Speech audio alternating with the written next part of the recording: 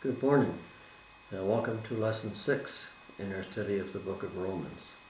Today we're going to finish chapter 1. Now, so far in this chapter, Paul has introduced himself, giving a description of who he was as a bondservant of Christ. He addressed the people to whom he was writing this epistle. And then he described how it was necessary for them to be followers of the faith, how he was a bondservant, and how it was necessary for men also to become servants of Christ.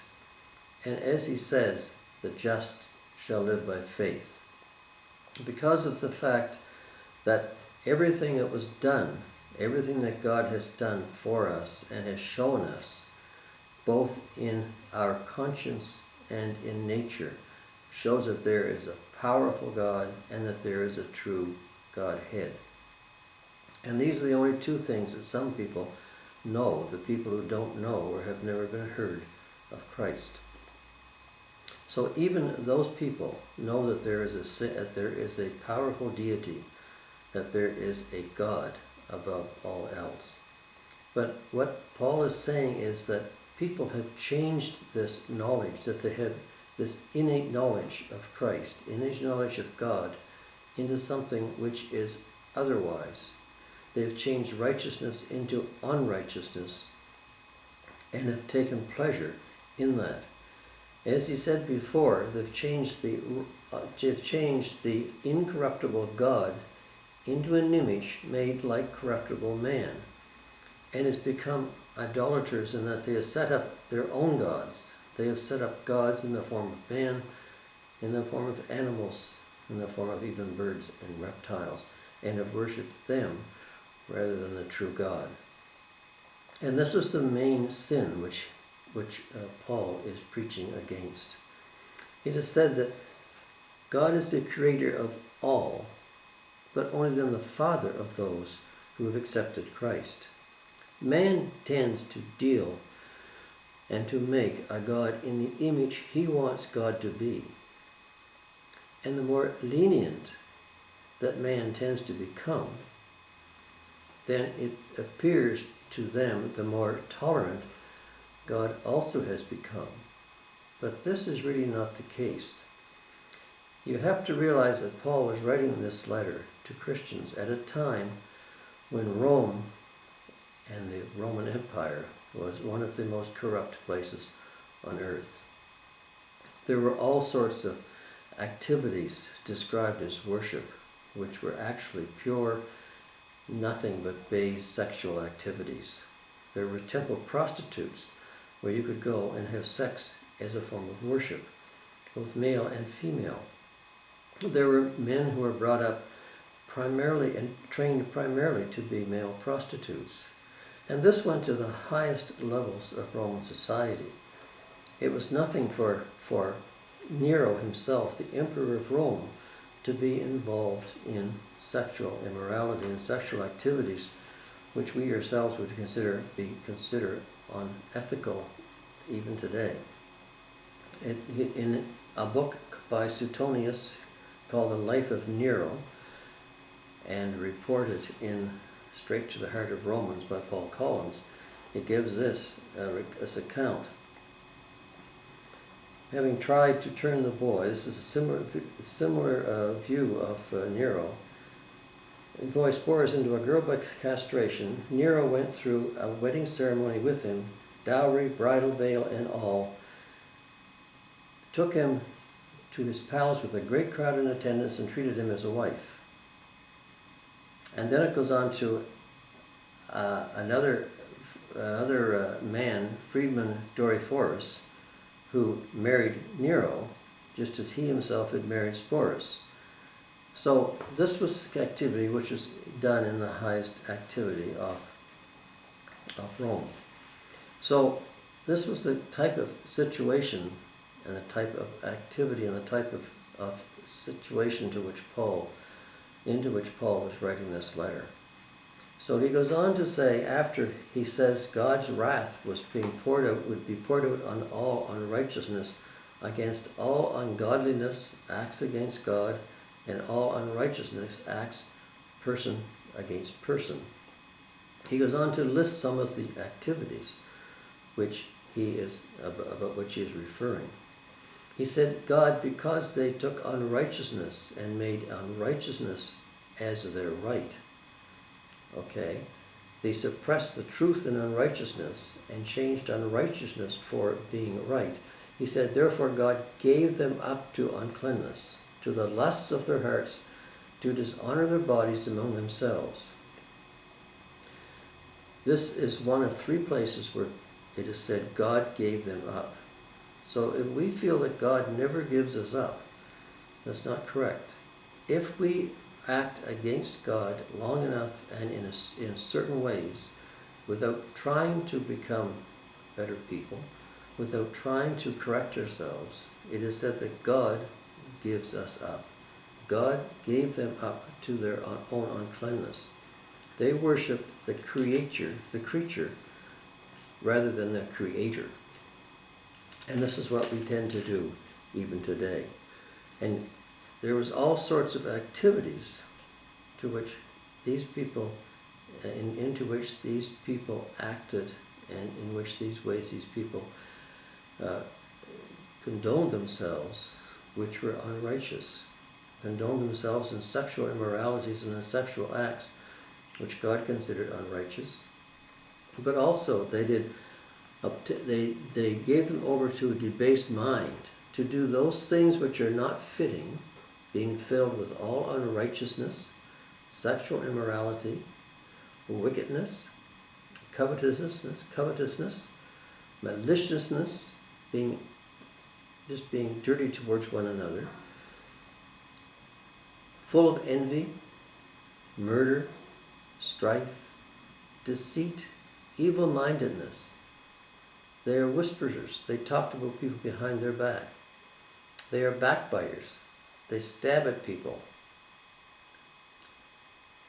Haters of God, violent, proud, boasters, inventors of evil things.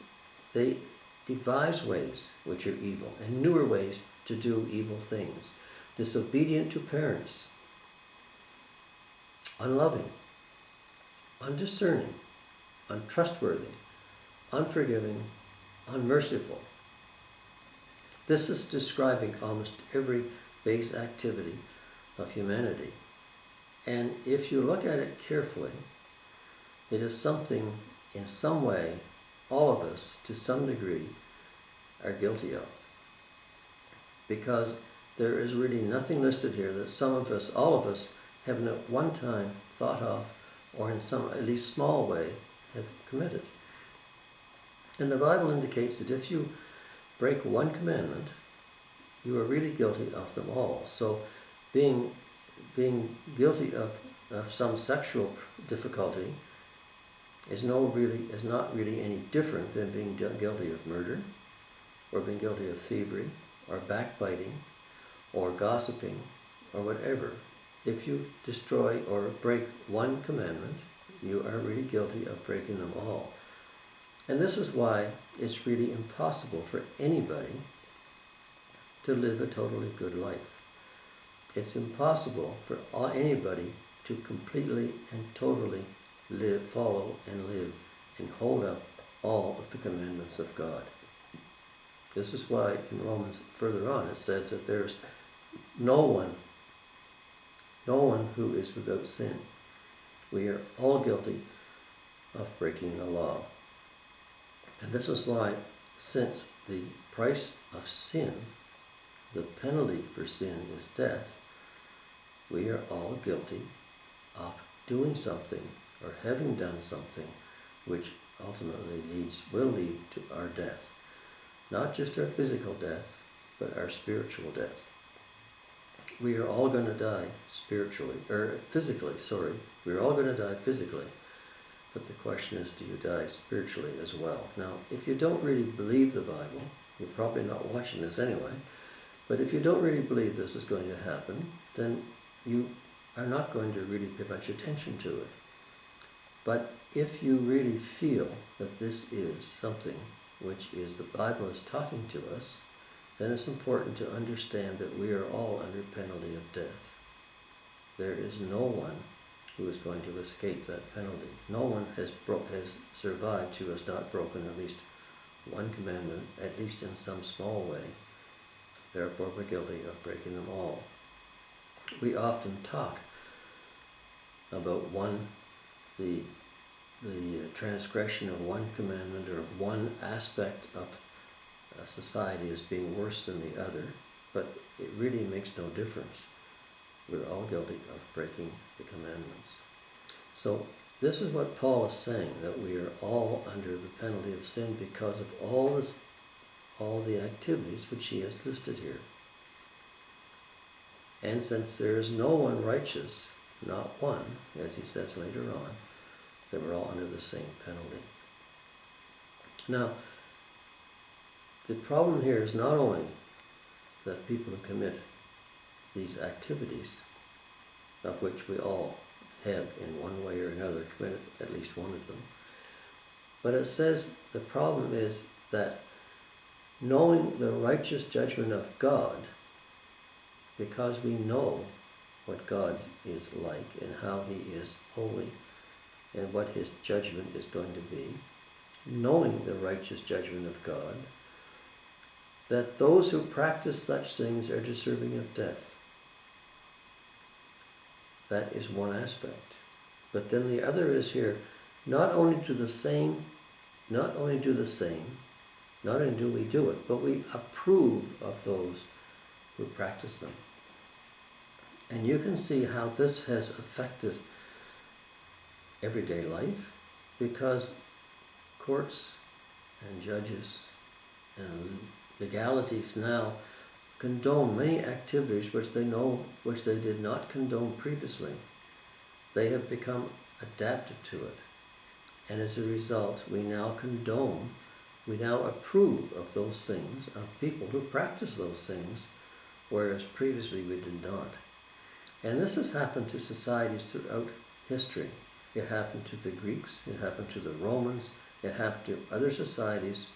The more lenient they became, the more tolerant they developed, the more base they became. And that is what is happening throughout the world today. And you can see how the fact is that God gave up people in the past. He gave them up to their own desires, to their own activities, to their own lusts. He gave them up. And this is what it says in this book. He gave up. He gave them over. Gave them up to uncleanness, to the lusts of their hearts. This is what Paul was writing about, how these people became such, and what they were doing, and showing it to the Christians to whom Paul was writing, how the world around them was becoming so base that God had given them up to their own lust, to their own desires, to their own uncleanness. And you look at carefully, this has happened in the past and it's happening to society again.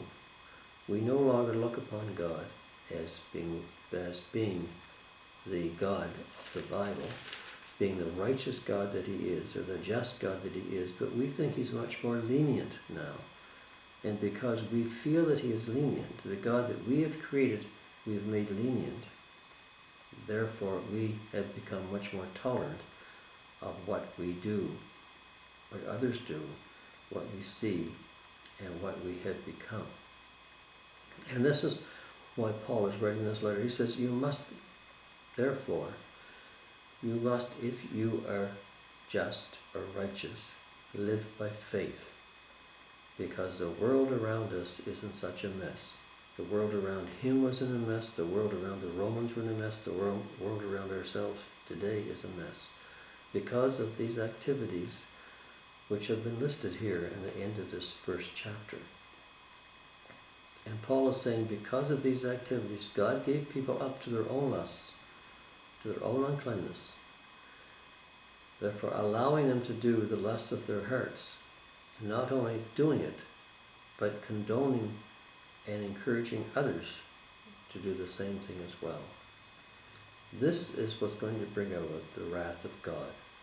And this is what Paul is saying can be prevented. Now chapters 2 and chapters 3 just to some degree elucidate this even further.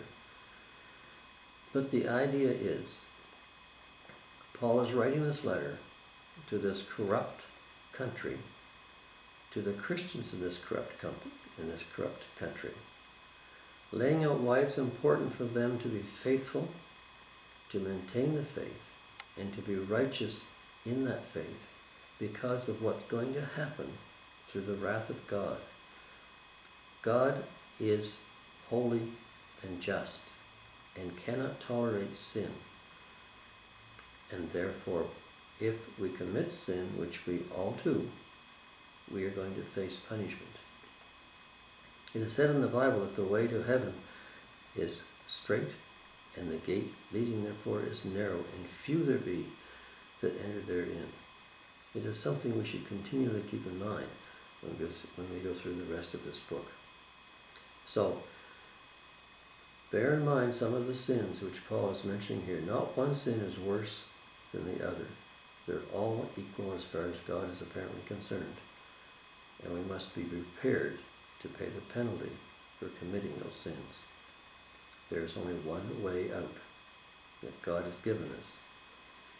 Nowhere in the Bible has God said that he loves individuals except through Christ Jesus. So this is the way. Jesus said, I'm the way to avoid God's wrath. So this is enough for today.